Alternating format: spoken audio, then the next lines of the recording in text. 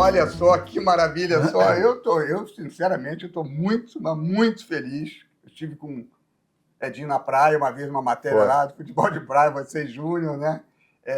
Pô, cara, mas você é um cara muito especial, muito especial. Gustavo Garcês fez questão, quando soube que eu vim aqui, ele falou, não interessa a hora, não interessa o lugar. Só dá o endereço. Que eu vou estar. Marcos Vinícius Cabral vem te ligando direto para a gente fazer essa matéria, né? Ele tem conseguido várias matérias bacanas para a gente. Mas eu queria que tu me respondesse assim de cara o seguinte, você tem noção de quanta bola você jogou? Não nenhuma, né? Eu sei que meu negócio era jogar bola. Jogar bola, gostava de jogar bola, sabia jogar bola. E, logicamente, mais ou menos a gente consegue entender, porque toda a trajetória, toda a história, né? Porque tem um significado real isso, né? Porque não é qualquer um que chega, onde alguns chegaram e eu cheguei também, sem, logicamente, envolver muita gente, né? E você é cria do futebol de praia, né? Sou cria do futebol de praia. Qual foi o primeiro time lá? O primeiro time foi o Copa Leme. Na verdade, não foi o Copa Leme. O primeiro time foi o Radar. Radar, que era em frente ao Lido. Isso. E eu morava na Barata Ribeiro, inicialmente. E a rua era Belfão Roxo, que eu ia dali direto para a praia. Aí comecei no Radar, que o Radar tinha uma categoria infantil, né? Eu era muito jovem. E joguei com Duda. Duda era... Já ouvi falar muito. Há muito tempo que eu nem falo o nome dele. Duda, gente boa demais, muito bom jogador. Aí fui para o Copa Leme. Aí que iniciou toda a minha trajetória. Já fui para lá com 13 anos de idade. Aí comecei no amador, muita pelada, né? Muita dupla na praia, que se jogava muito. E aí começou minha trajetória toda no futebol. E você, na praia, tinha treinadores, né? Esses times de praia tinha treinadores. O Radar tinha um famoso, né? O Radar tinha, acho que era o Lelé, se eu não me engano, né? Acho que era isso. E quer dizer, tinham vários famosos treinadores nas equipes, né? Tinha o Tião Macalé no Maravilha, né? E por aí vai. Tinha o Conde que era goleiro na primeira equipe, fazia treinador nas outras, no amador, né? Que era o aspirante na época, e nas categorias de base também. Foi muito bacana. E você foi eleito o melhor jogador de futebol de praia do mundo, né? Foi. Um ano fui. 96, né? Foi 96, já. E o Júnior também, porque a gente, no beach soccer, né?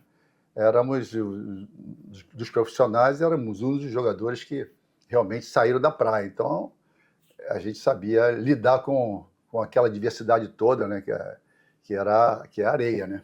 E a seleção brasileira ali, pô, você, Zico, né, era um timaço, né? Era time de amigos, né, porque a gente se frequentava. E quando apareceu essa oportunidade que o Júnior trouxe, né, o beach soccer que o Júnior trouxe, que acho que fez o primeiro experimento em Miami, se eu não me engano, e ele trouxe essa novidade. Aí começamos, aí veio um patrocinador, encampou essa ideia e foi o sucesso que foi.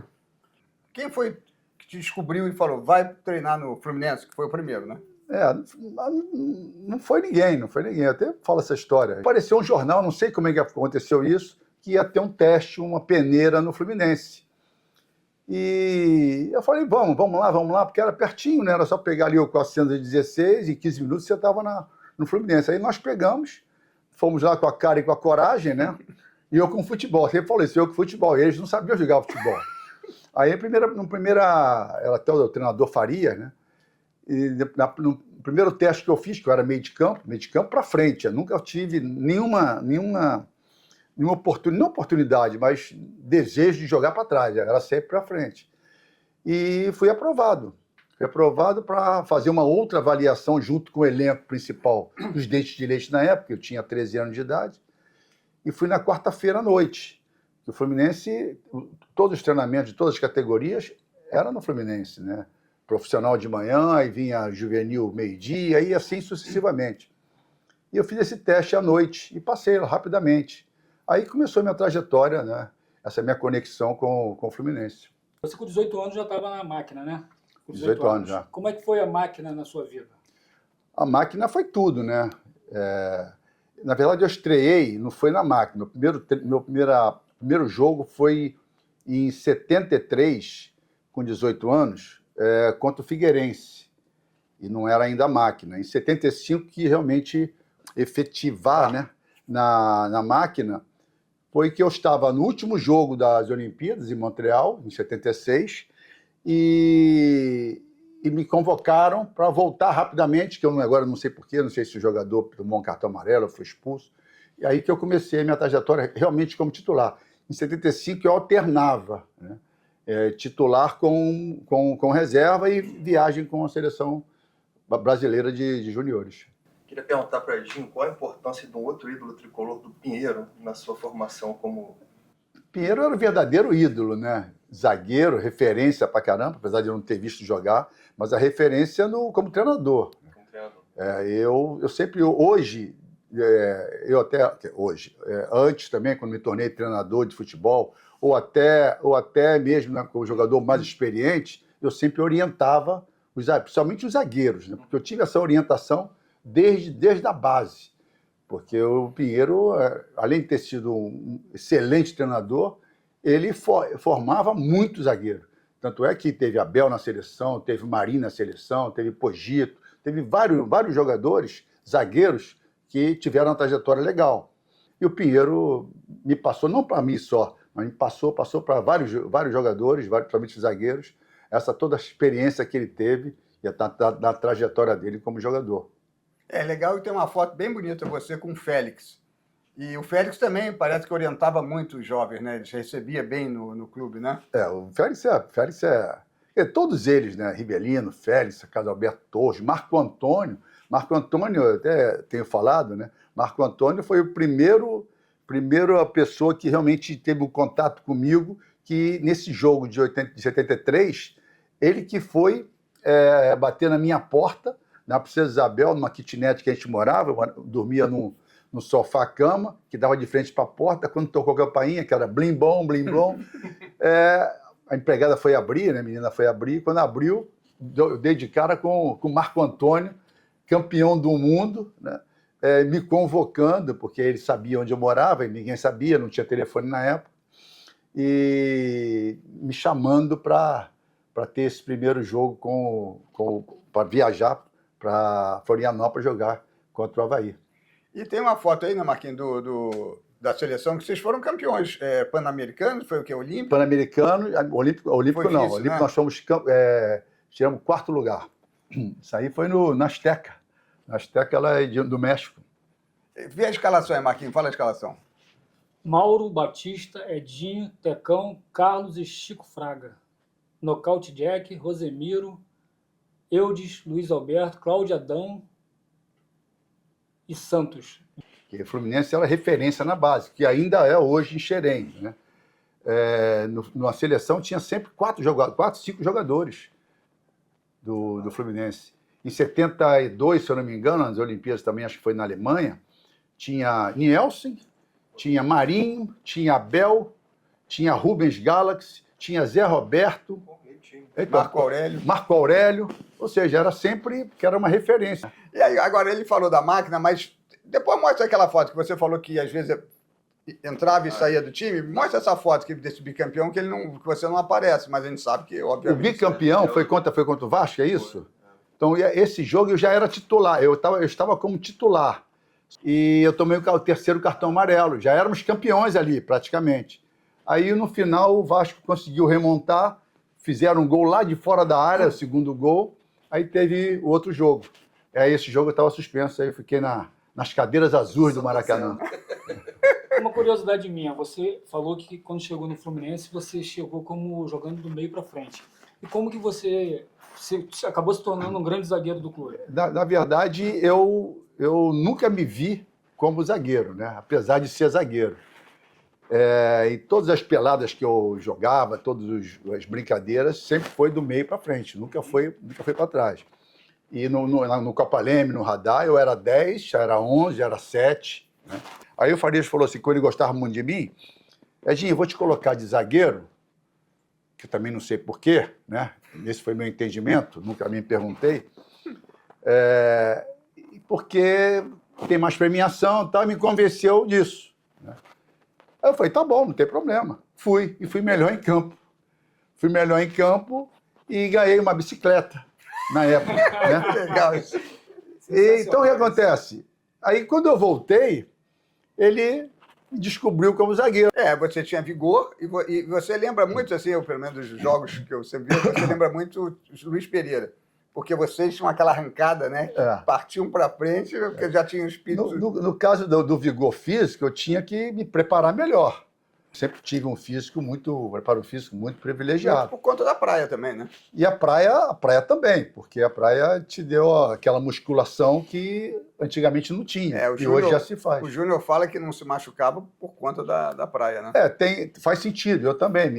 Eu não lembro de ter tido uma lesão muscular. Eu não lembro.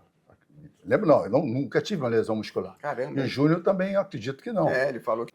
Agora, tudo bem, aí você passou para a zaga. E depois teve uma polêmica grande, 7-8, quando o Coutinho te botou na lateral, né?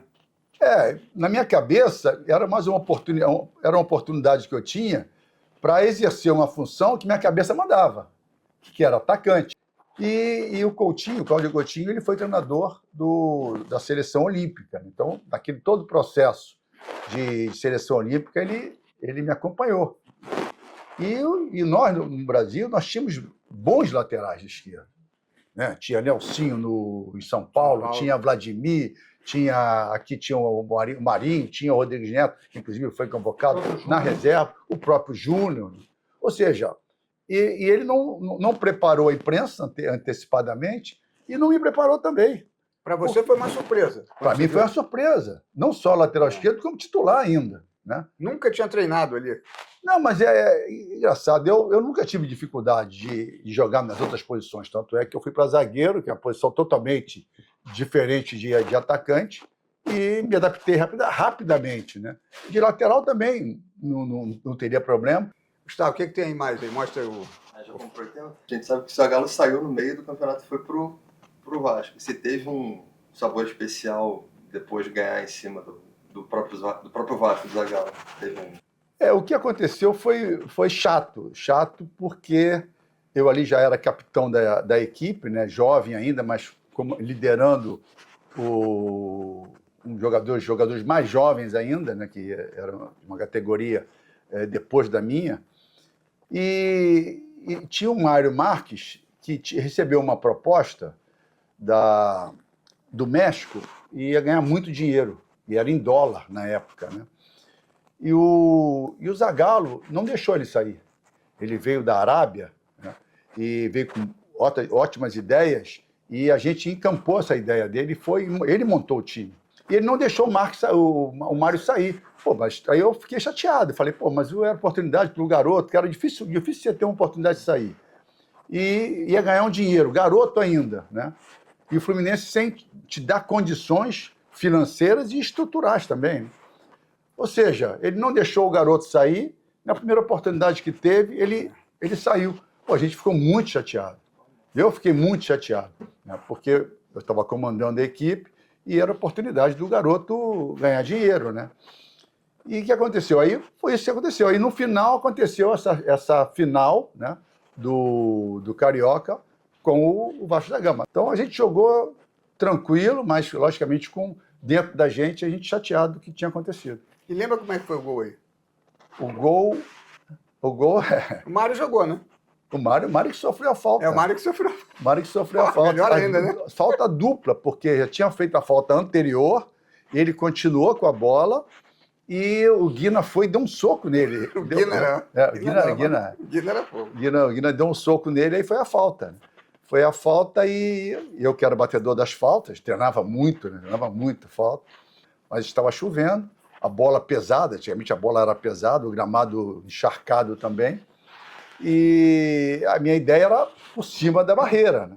Só que a bola, na chuva, a bola dificilmente subia. E a bola passou entre o Guina, que fez a falta, e o Roberto. Os dois pularam, viraram um de costa para o outro, e a bola passou entre os dois, e o Mazzaropi não viu. Quando o Mazzaropi foi, a bola tinha entrado aos 22 minutos do segundo tempo. Você fez 359 jogos com a camisa do Fluminense. Tem um gol especial que você fecha os olhos assim, sempre lembra desse gol? Fiz um quanto acho que foi a Napolina, que eu a bola sobrou no alto, eu dei uma por baixo da perna, que não aparece, eu dei por baixo da perna do zagueiro e fiz o gol.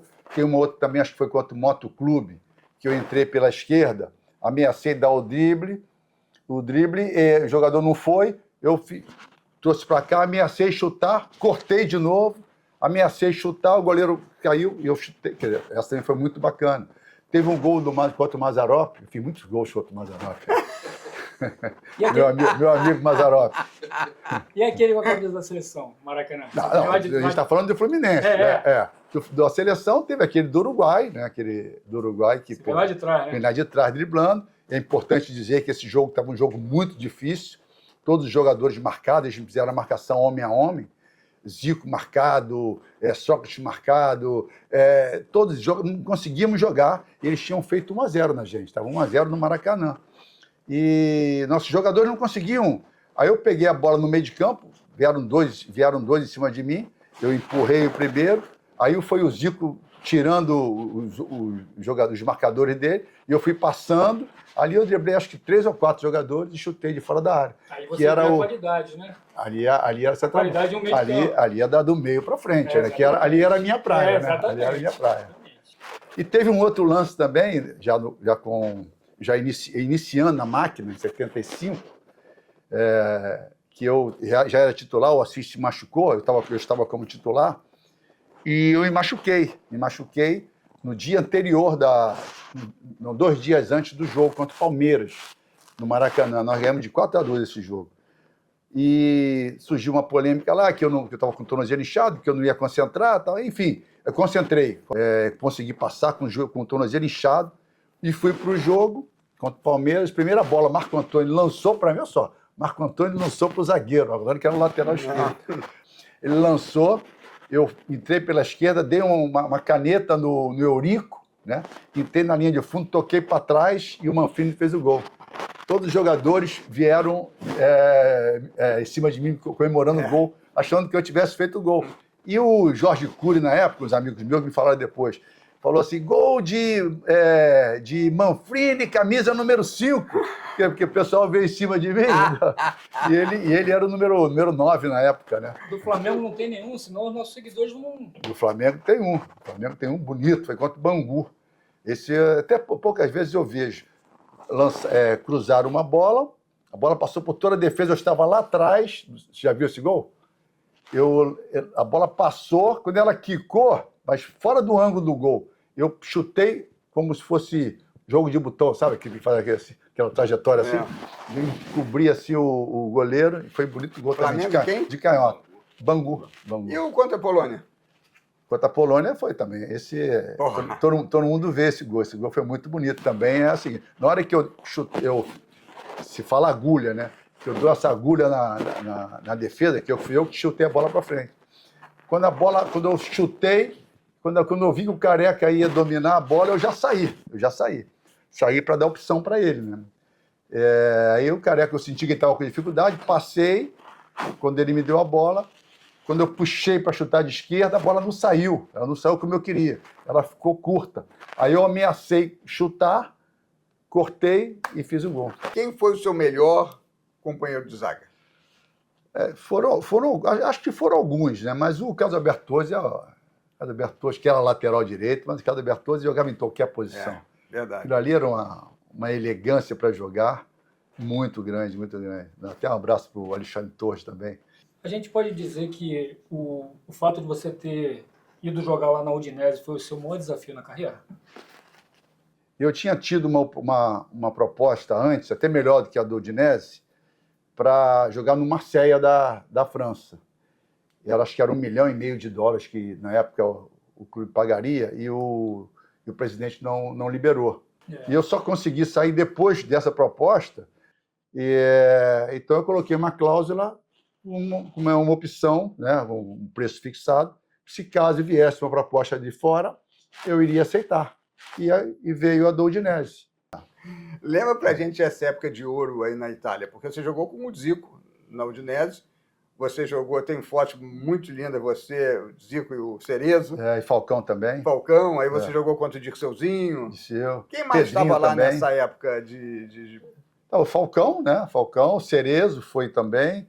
tinha o Júnior, depois foi, eu não tenho essa foto com o Júnior, o Dirceu, que você já falou, o Pedrinho também, tinha Luvanor. E o primeiro ano eu fui sozinho, né? Eu fui, depois que fui entendendo toda a situação, que eu entendi que a Udinese e a Juventus eram as duas equipes que realmente poderiam financeiramente receber um craque, um ídolo como o Zico, né? Aí foi quando eu conversei com o Zico. O Zico falou assim, não, mas lá é um futebol com muita marcação e tal, porque tinha a experiência do Gentili em 82, né? E o Gentili é um cara que, pô, que realmente junto, quem ele marcava para não jogar, não jogava. Não jogava. Né? Apesar do Zico ter jogado, né? Jogado. Contra... Mas dizem que ele tem a camisa guardada, o pedaço da camisa guardada então, do Zico. E ele, pô, a gente vendo o jogo, o Zico arrebentou naquele jogo. O primeiro jogo do campeonato, já ganhamos fora, mas com folga. No final do campeonato, de 87, 86, 87, o time caiu para a segunda divisão, aí eu vim embora. E o Zico foi vice-artilheiro, né? O Platini foi o artilheiro, né? O Zico foi vice-artilheiro e eu por 2 anos, por 2 anos, um ano anterior ao Zico, eu fui artilheiro do time. É mesmo? Eu fui artilheiro do time com 7 gols. Caramba! E no outro ano também eu fui artilheiro, depois do Zico, eu fui artilheiro da Udinese no campeonato. Sensacional. O mais marcante Fla-Flu foi o meu primeiro, né? Primeiro que foi praticamente a minha estreia no Maracanã contra o Flamengo. Empatamos de 1-1. E eu fui eleito o melhor jogador em campo. E pelo Flamengo, qual foi o jogo? Qual foi o jogo pelo Flamengo? O Fla-Flu inesquecível. O Fla-Flu inesquecível ao contrário, né? Porque, logicamente, é sempre um desconforto jogar contra... Pô, e a torcida inteira gritando, Edinha tricolor. Sempre falava isso, né? E eu, logicamente, tinha que manter a postura, muito profissionalismo. E quando eu fui para o Flamengo, apesar de ter aquele zum, Ceará, que é a Edinha do Flamengo, do Fluminense e tal, nunca dei nenhum motivo que falasse de mim. Uma coisa que absurda para o torcedor brasileiro, né? Você jogou 3 Copas do Mundo, Zico também jogou 3 Copas do Mundo. Como é que aquela geração não ganhou uma Copa, né? Muita injustiça, né? Essa é a grande frustração que a gente tem, né? Todas as Copas, o Brasil foi como favorito. Tivemos o problema em 78, já inicial com a grama lá em Mar del Plata, que é a grama que me prejudicou o Zico e prejudicou também o Reinaldo. Porque a grama era recém-colocada e era tapete, né? Eram blocos. Então a gente pisava e escorregava. No segundo momento, que os gramados eram gramados normais, que o Mar del Plata não era, eu achava que deveria ter voltado pelo menos com o Zico. Mas mostra essa foto aí, para tu ver que é muita injustiça, né? Tu vê essa foto aí, tu fala, quando é que a gente vai ver de novo um time desse que não... Aí só tem, acho que 5 jogadores. Essa é 86, porque esses aí são os jogadores que foram para a Europa, né? Que foram para a Europa. Fala isso quem tá aí, só para... Aqui está o Júnior, né? Júnior, Sócrates, Cerezo, o Tele Santana, eu e o Zico. Olha só, cara, que loucura, né? Aqui, olha isso. Pro torcedor, 82 foi a mais dolorosa, né? É porque se criou mais esse glamour, e que realmente foi. Se você vê os jogos, agora que eu estou vendo alguns jogos, consegui até ver agora... Você não conseguia ver? Não consigo ver. Não. Tinha uma imagem do Flamengo e Atlético Mineiro no Mineirão, em 87. 3-2. 3-2. Rapaz, a gente estava ganhando de 2-0 no Mineirão, com o Atlético com um jogador expulso. No segundo tempo, eles com 10 jogadores, a gente não conseguia jogar, perdemos vários e vários gols. Teve um pênalti que eu cometi, que para mim não foi pênalti, mas o juiz não tinha como não dar o pênalti. Eles fizeram o primeiro gol, logo em seguida fizeram o segundo gol e tiveram 3 chances reais de fazer o terceiro gol com 10 jogadores em campo. E no final o Renato Gaúcho fez o gol, ou seja, mudou toda a minha imagem que eu tinha daquele jogo. Excelente. Agora, você acha quem foi melhor, assim, sem querer essa coisa de melhor, eu não acho legal, mas Coutinho ou Tele? São treinadores diferentes, né? Um é totalmente teórico, né? É e verdade. aprendeu muito com os jogadores e muito inteligente. Ele trazia as informações dos jogadores e ele conseguia transformar dentro do campo aquela ideia que os jogadores tinham.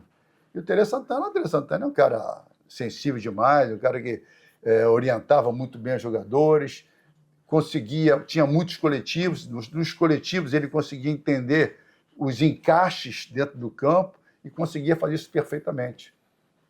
Agora, 86, aquela última Copa, mas você acha que muita gente fala que os jogadores já estavam mais velhos, né? Era mais difícil ganhar aquela Copa. Qual que você acha? Teve alguma que teve uma crise assim ou não? Perdeu mesmo porque era... Não, eu acho que teve alguns problemas, porque faltou um pouco aí de habilidade, no meu modo de ver, não só nessa Copa, como também no final da Copa de 82, do nosso comandante. Primeiro que o comandante, dito pelos auxiliares dele, que o Tele Santana não escutava ninguém. E depois da Copa de 82, se falou muito que eu não concordo, se falou muito que o time jogava muito aberto. Mas a gente não ficava tão exposto, porque quando eles atacavam de uma maneira meio, como se diz, comedidos. Ah, mas que é contra a Itália... Claro que contra a Itália a gente não tinha essa informação, mas o Falcão já tinha, que era um time perigoso. Ah, mas o time estava muito aberto, tomou o terceiro gol. O que faltou no terceiro gol, se você rever esse jogo, esse gol, os 11 jogadores do Brasil estavam dentro da área. Então, não foi questão de time estava aberto.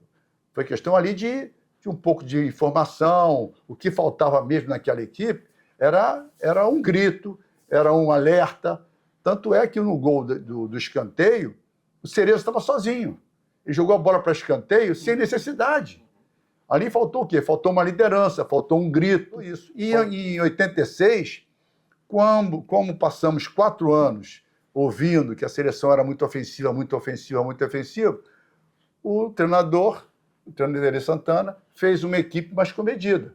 E em 94, que nós ganhamos com o Bebeto e Romário, a equipe foi montada para Bebeto e Romário. E eu acho que numa Copa do Mundo, que é um campeonato curto, né, e que você perde e vem embora para casa, você tem que, com os jogadores da nossa categoria, eu acho que você tem que jogar assim. E o Tele Santana armou uma equipe assim, né, com o Elzo no meio de campo, botou o Júlio no meio de campo também. O time era mais... O azar que nós demos foi que o Miller, que estava muito bem, ele se machucou, ele torceu o tornozelo. Então, o último jogo, ele não... Jogou o Casagrande careca? Hã? Jogou o Casagrande? Jogou o Casagrande careca, mas jogou antes. O Miller jogou, acho que a França, acho que ele jogou, se eu não me engano. Mas ele estava muito mal, ele estava com o tornozelo ainda ruim, que era o nosso destaque. E saímos daquela Copa do Mundo tomando um gol só. Mas Deixa eu te fazer uma pergunta. Eu e o Sérgio, a gente terminou agora o livro do Leandro. E a gente entrevistou muitas pessoas, principalmente na Copa de 82. Aquela eliminatória, o Tele jogava sempre com o Paulo Isidoro e Tita. Foi o outro grande problema que a gente teve. E o que acontece? Na Copa do Mundo, no primeiro jogo, o Paulo Isidoro fala isso no livro.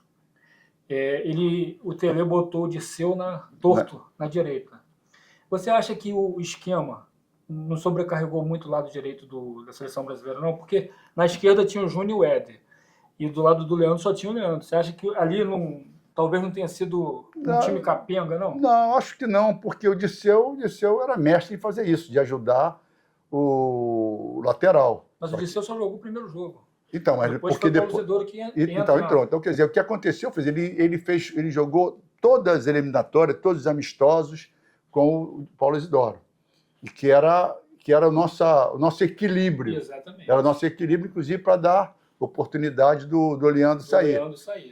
E na hora que ele coloca o Disseu, que era uma excelente pessoa, grande jogador também, mas que jogava pelo lado esquerdo, né? O líder tem que estar sempre coerente, né? E o grupo tem que entender essa coerência. E ali não teve coerência ali. Porque no primeiro tempo vocês vão para o vestiário perdendo de 1-0. De 1-0. Tinha Paulo Isidoro, ele coloca o Disseu para uma experiência, no momento que não precisava de experiência. Já tínhamos o jogador que estava fechando o time, equilibrando o time. O Paulo Isidoro era um jogador bom tecnicamente demais, Fôlego, né? Muito fôlego e muito bom tecnicamente, e que dava uma sustentação para Falcão, para Cerezo, para Zico e para Sócrates. Ele, nas entrevistas, ele deixou entender que ele poderia usar alguns jogadores no outro jogo, porque o time já estava classificado. E aí a gente falou, pô, legal, cara, né? Eu tinha a expectativa de jogar, e muitos falavam que eu tinha que jogar, mas internamente não, e eu era um cara inteligente, eu percebia isso. Então eu fazia de tudo para jogar, mas sabia que o time estava montado. Eu tinha consciência disso, todos tinham consciência.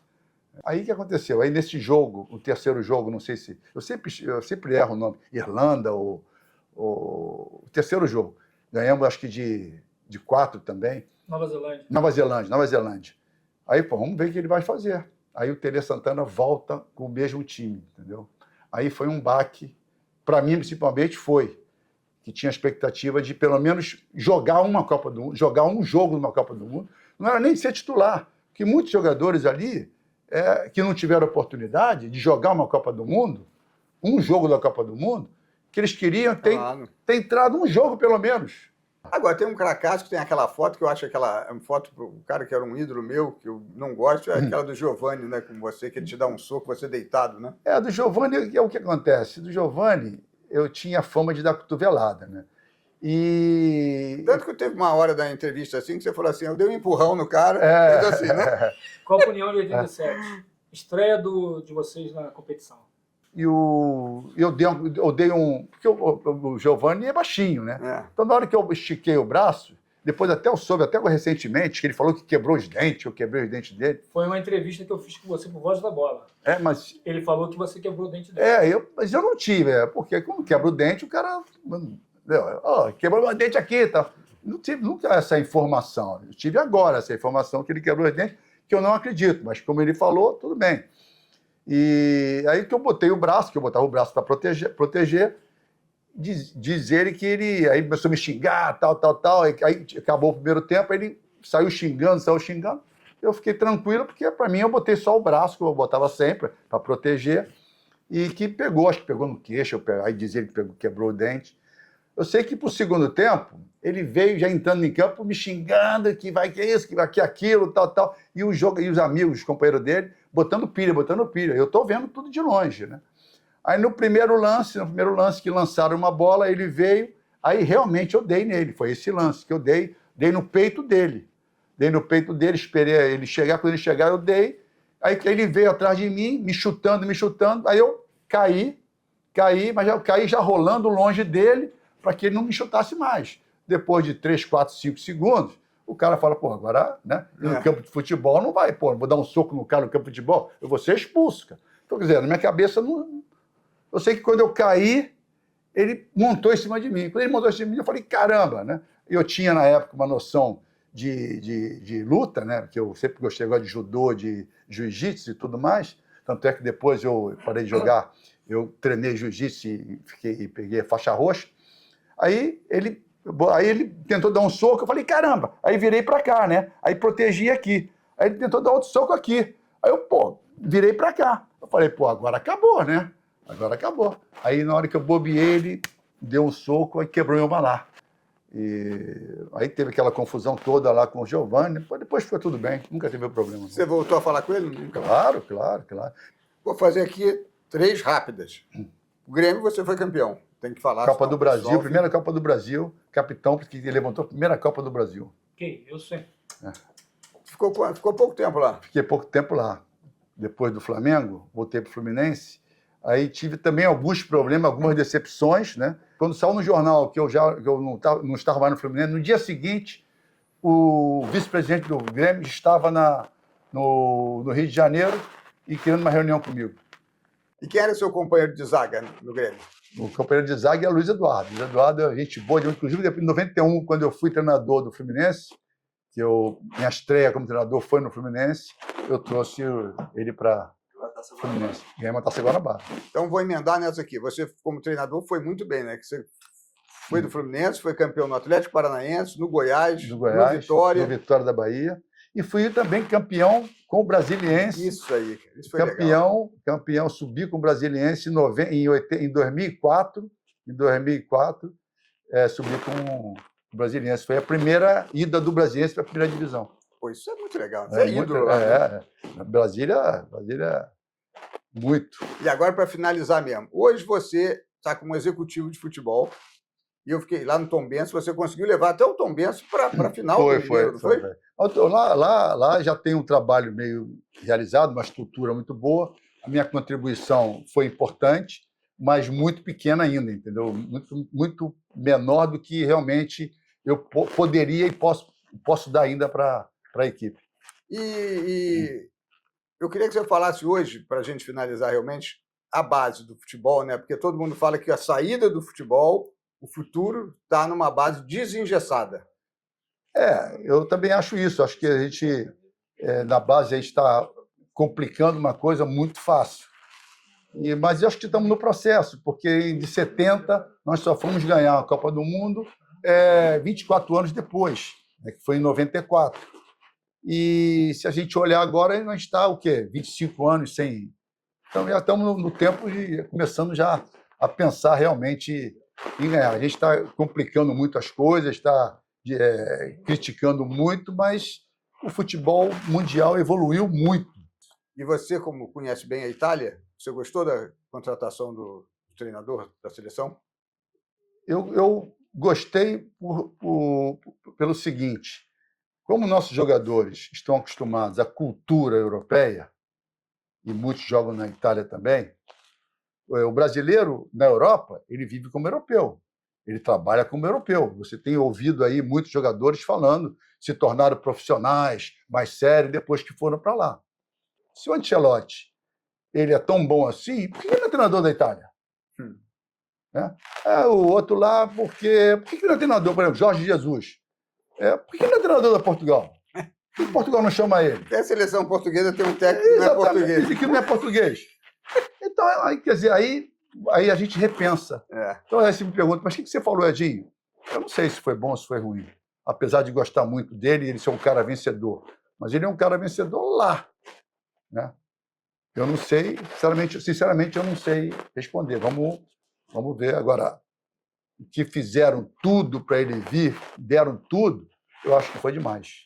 Entendeu? Não valorizaram os nossos 5 campeonatos do mundo que a gente tem, que o mundo todo reconhece e vangloria isso. Entendeu? Todo mundo gostaria de estar aqui. Agora, a gente fazer questão e abrir mão de muita coisa para trazer um cara que nem na seleção dele ele foi convocado. É verdade. Eu sei que eu queria ver você aqui no Fluminense, trabalhando aqui, com essa garotada de Xerém. Você é uma pessoa... Seria muito bacana, muito bacana. Né? Toda essa experiência, mas tem ex-jogadores de lá trabalhando, tem o Edivaldo, tem o Paulinho Carioca. Eu acho que é muito bacana esse trabalho que o Fluminense faz. Também dá os parabéns para o Mário Bittencourt. Edinho, você é nota mil. Imagina aqui.